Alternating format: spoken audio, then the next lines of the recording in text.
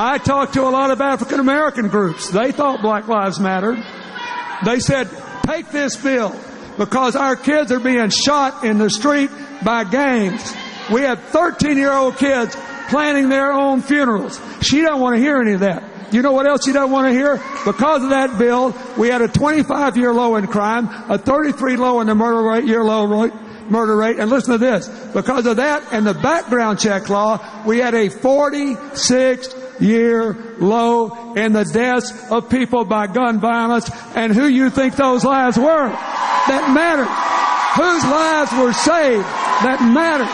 Hillary Clinton was taking the weekend to prepare for the final debate this Wednesday, but as she stepped out of the spotlight, WikiLeaks released another batch of emails thought to be from Clinton's top aides. ABC's Cecilia Vega joins us now with all those details for us. Good morning, Cecilia. Robin, good morning to you. The Clinton campaign calls this a crime reminiscent of Watergate, but worse. More than 1,900 emails released just this weekend. We are talking about a slow leak every day, a new batch. And the Clinton campaign knows this could be a problem for them every day until Election Day.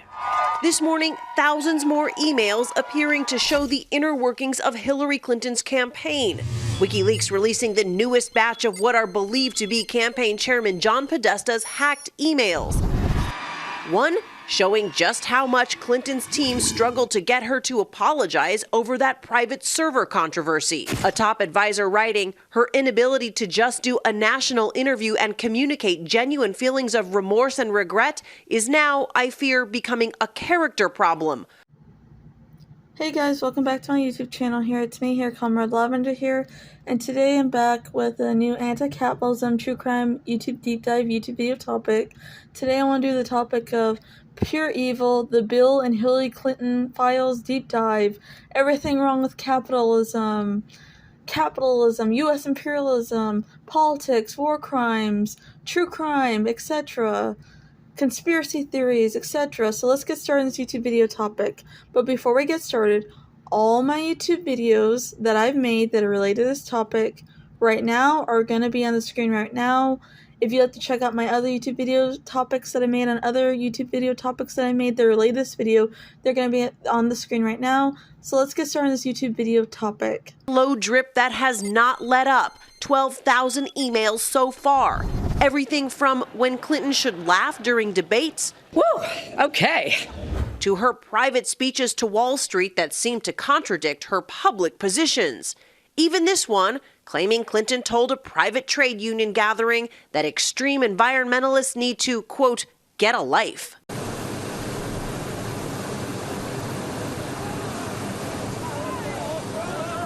The idea that the Clintons, Bill Clinton and Hillary Clinton, are responsible for a large number of deaths and murders is a conspiracy theory known as a Clinton body count.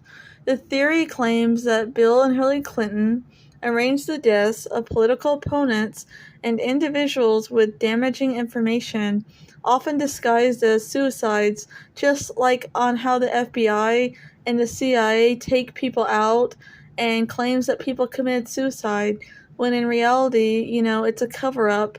Just like the Boeing whistleblowers and other whistleblowers that were taken out in history, the police department and the FBI kept claiming that all these whistleblowers were, they committed suicide, when clearly that's not what happened. Like the Gary Webb situation, he exposed drug trafficking and journalism, and then all of a sudden, his death was ruled a suicide, when it could be a cover-up. The idea of the Clintons are responsible for a large number of suspicious unalivings is part of a long-standing conspiracy theory. The theory has been circulating since at least 1994.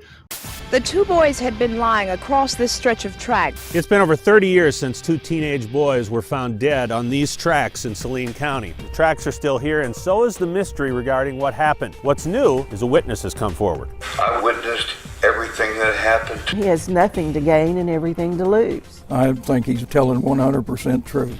So, on August 23, 1987, the bodies of 16-year-old Don Henry and 17-year-old Kevin Ives were run over by a cargo train in Alexander, Arkansas as they lay on the tracks. They were out hunting at night, and although their deaths were first classed as an accident, later evidence determined that they had in fact been murdered before being carefully placed on the tracks. It's important to point out that virtually nobody believed this accidental death ruling. The medical examiner claimed that the boys had smoked so many, quote, marijuana cigarettes that they were essentially passed out and decided to lay perfectly parallel to each other directly on top of the tracks, and that they were so high that they somehow couldn't hear the hundreds of tons of cargo and steel screeching towards them or even the train's whistle. When a film called The Clinton Chronicles promoted accusations against Bill Clinton, including murder, some individuals whose deaths are frequently cited in this conspiracy theory include Vince Foster, Deputy White House Counsel who died by suicide in 1993, a death confirmed by multiple investigations. Seth Rich, a DNC staffer murdered in 2016. Christopher Sine, a reporter who died by suicide in 2021. Today the governor was asked if Malak should resign.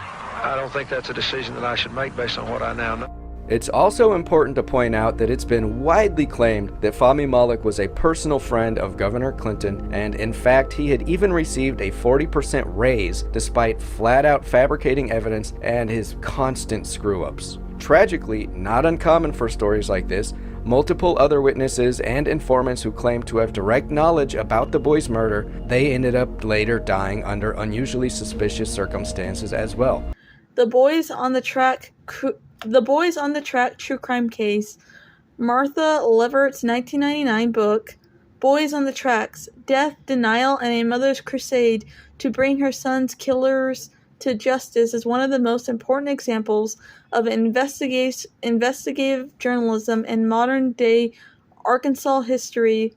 The book's subject is one of the state's most famous unsolved true crime cases. At the heart of the case are events surrounding the deaths of two young men, best friends Larry Kevin Ives and Donald George Don Harry, both of Bryant, Saline County, and the resistance encountered by their grieving parents as they search for the truth. The book won the prestigious Booker Worthen Literary Prize in 2000. On August 23, 1987, at around 4 a.m., the bodies of two young men were spotted by the crew of a Union Pacific locomotive near Crooked Creek, Tesler, and Alexander. The bodies lying between the tracks, wrapped in pale green tarp. There was a gun nearby. The train was unable to avoid running over the bodies. The state of the bodies lying between the tracks the medical examiner, Dr. Fahmy Malak, originally ruled that the deaths of Kevin Ives, age 17 years old, and Don Henry, 16 years old, two accidental deaths due to THC intoxication. THC is a component in marijuana. However, the parents disputed this claim and began to conduct their own investigation. Experts hired by the parents disagreed strongly with his findings, and in February 26, 1988, 5 days after hearing the boys' deaths changed from accidental to undetermined. Later that year, a grand jury ruled deaths a probable homicide, and NBC's hit show Unsolved Mysteries featured a segment on the case in the fall of 1988, including the allegations that the boys had been murdered due to witnessing something regarding drugs.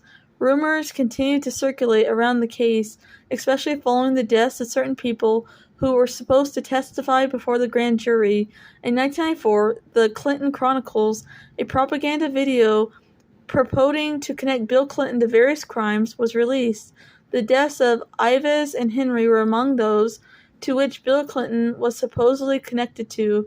The Clinton Chronicles advanced the conspiracy theory while governor of Arkansas, Bill Clinton had a connection to a scandal involving large shipments of cocaine, drugs, guns, and money from Central America passing through Arkansas at the Mena Intermountain Municipal Airport. It further speculated and alleged that the two boys had been murdered after stumbling upon a shipment moving through Saline County. Jeffrey Epstein, convicted billionaire pedophile sex offender who allegedly was taken out by the FBI while in prison and labeled as suicide. It's what the FBI and the CIA do all the time. Take people out and then claim it's a suicide. The Jeffrey Epstein list, the FBI is trying to cover it up, saying there was no list because Donald Trump, the fascist, was on the list, and the FBI is trying to cover it up and trying to cover up the crimes. The reason the FBI is falsely claiming there's no list is because Donald Trump was a close friend to Jeffrey Epstein, and Jeffrey Epstein prison video released by the Trump administration was manipulated and altered. The raw surveillance footage released by the U.S. Department of Justice was modified using Adobe Premiere Pro, according to the report. A Wired investigation has found the footage was likely assembled from at least 2 source clips and modified prior to its release. The outlet claimed that the embedded in the video, analyzed by the video forensic experts, showed that rather than being a direct export from the prison surveillance system, the footage was altered and modified using Photoshop Adobe Premiere Pro, a professional editing tool. The FBI is not a reputable source of information. They lied about saying the Black Panther Party was a terrorist group, and the FBI shot an unalived Fred Hampton when he was sleeping in his own bed and threatened his pregnant girlfriend. The FBI does cover-ups like this, along with the CIA.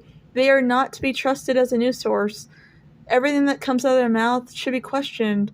They serve the U.S. imperialist empire and their interests. They are no different than the police department, who only serve capitalism interests. Throughout this election cycle, Hillary Clinton has been endorsed by a number of Republicans, and that's not honestly too surprising given that she's war hawkish just like them. In many encounters with students, they held very strong opinions, often gleaned honestly from social media, and the videos that they watched on TikTok and elsewhere had shaped their opinion about a conflict that for many of them, they were just opening their eyes to for the first time. They had not paid much attention before.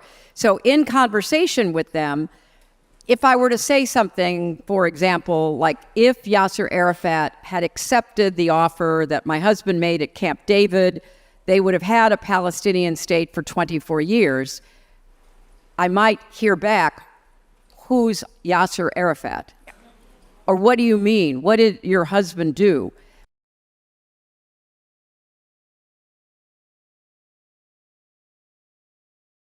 Now to the breaking news overnight about the Jeffrey Epstein files and the conspiracy theories officially being rejected. Overnight, the FBI and Justice Department releasing 11 hours of footage they say helps confirm notorious financier Jeffrey Epstein died by suicide in his Manhattan jail cell in 2019, awaiting his sex trafficking trial. According to a memo detailing the findings, investigators found the video showed no one entering the area in the overnight hours before Epstein was found unresponsive. But perhaps the biggest bombshell, investigators say they found no incriminating client list of Epstein's, no credible evidence that Epstein blackmailed prominent individuals, and no evidence that could predicate an investigation against uncharged third parties. For years, Epstein has been at the center of conspiracies surrounding both his death and a rumored client list allegedly used to blackmail powerful men. Attorney General Pam Bondi, back in February, was asked if the Justice Department intended to release a list of Jeffrey Epstein's clients, Bondi saying this. It's sitting on my desk right now to review. That's been a directive by President Trump. I'm reviewing that. So have you seen anything that you said, oh my gosh? Not yet.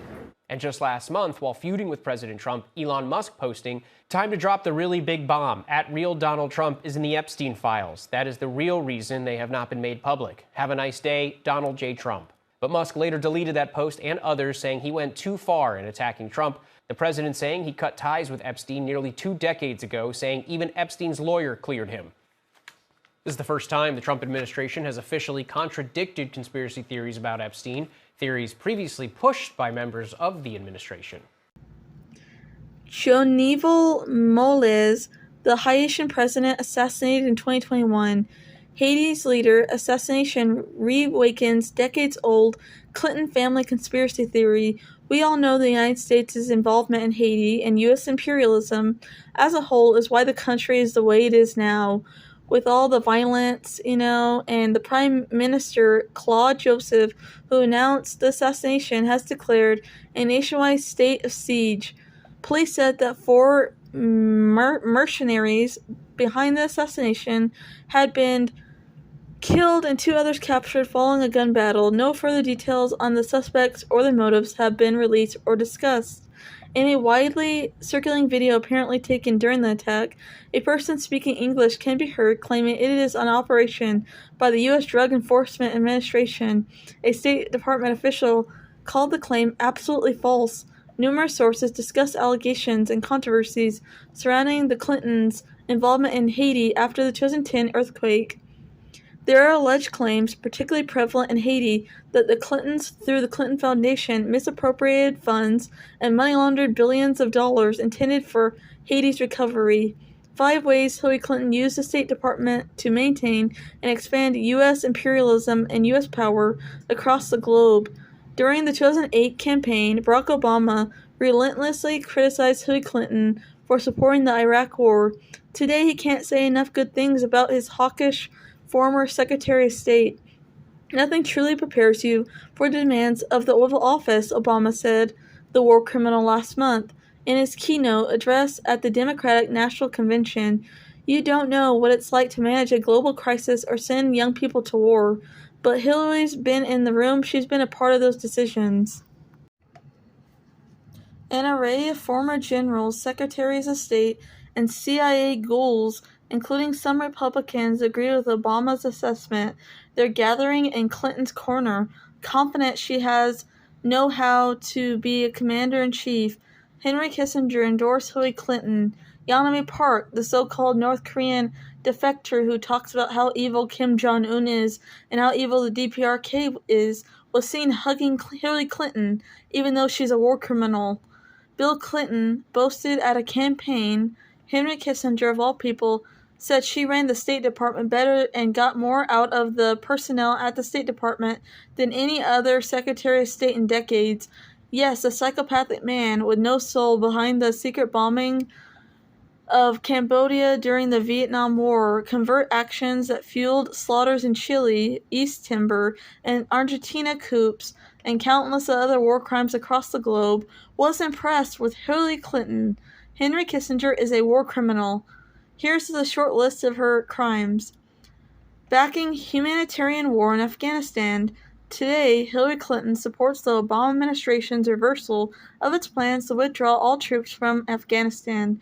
This means continuing the misery and violence of U.S. occupation that Hillary Clinton helped escalate during her years as Secretary of State. In 2009, Hillary Clinton stood with the Defense Secretary Robert Gates, a Republican, and called for 30,000 more troops in Afghanistan. U.S. officials said the aim of the surge was to stabilize Afghanistan, turn back the Taliban, and bring the war to an end. But it did the exact opposite.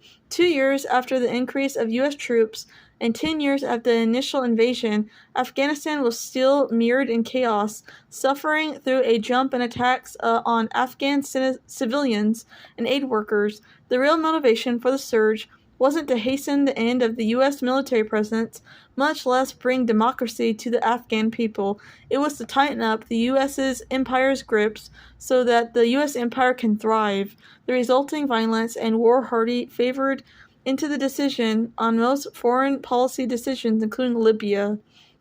After the United States convinced Gaddafi to get rid of Libya's nuclear weapons, Libya voluntarily gave up its nuclear weapons program in 2003, and because he was trying to create an African currency that would challenge the US dollar and the United States as well as NATO turned against Muammar Gaddafi, and Hillary Clinton was in favor of equally aggressive action, if not even more so. She was seen on video laughing at Gaddafi being murdered. Then former Bush appointee Gates, but Clinton and Obama got away with hawkish policies Bush never would have because they stuck to the language of humanitarian intervention and liberation. Hillary Clinton helped assert the right of the U.S. government to intervene in any country of its choosing. using the most brutal means possible to achieve its goals and ends. The reason why there's open slave markets in Libya, and why Libya is a war-torn state now, with, lack of, medical care and how the whole country is falling apart, is because of Hillary Clinton and U.S. imperialism, and their friends, NATO. NATO, NATO. They're the reason why Libya looks like this today. Hillary Clinton was also an enthusiastic supporter of Obama's decision to step up the use of drone warfare in Pakistan, Yemen, and Somalia. In her memoir, Hard Choices, Hillary Clinton writes that the secret drone strikes quickly became one of the most effective and controversial elements of the war on terror under the Obama administration, but in 2009, all I could say was no comment whenever the subject came up. The U.S. government's drone war may have been a state secret in the U.S., but it was well known to its victims of capitalism in Pakistan. As Hillary Clinton admits in her memoir, she was greeted in Lahore, Pakistan, with signs that read, "Hillary, go back. Drone attack is terror." Hillary Clinton and the Obama administration sold the drone program as a precise and effective way to target terrorists with few risk of collateral damage, but the numbers tell a different story. Contrary to the Obama administration's claims in July that it had killed between 64 and 116 non-combatants in drone strikes between January 2009 and the end of 2015, the Bureau of Investigation Journalism reports that a more accurate estimate of civilian casualties is between 380 and 801, and his investigative report entitled The Drone Papers that interprets Jeremy Shedill demonstrates that the drone program is far from precise and that the death of civilians is common gamble the United States imperialist government willingly makes. Beginning in 2011, through a secret arrangement with the CIA, the State Department was given the power to greenlight drone strikes. Hillary Clinton's State Department approved the CIA's request in all but one or two instances, and for Hillary Clinton, the authorization process was optimized for convenience. She can okay drone strikes from her cell phone.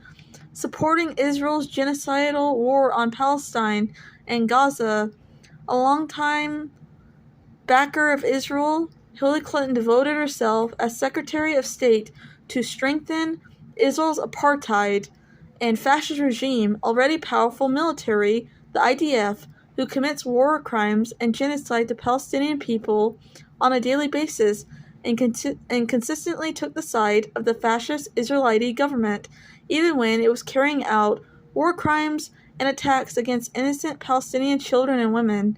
As her campaign website notes, Hillary Clinton supported the increasing aid to Israel every year she was a Secretary of State, from $2.5 billion when she took office to $3.1 billion in 2013, a nearly 20% increase. She worked to build a stronger defense program for Israel, including upgraded Patriot missiles and the Iron Dome system. In July 2014, after the Israeli government shelled the Jabla refugee camp, destroying United Nations school, Hillary Clinton defended Israel's war crimes.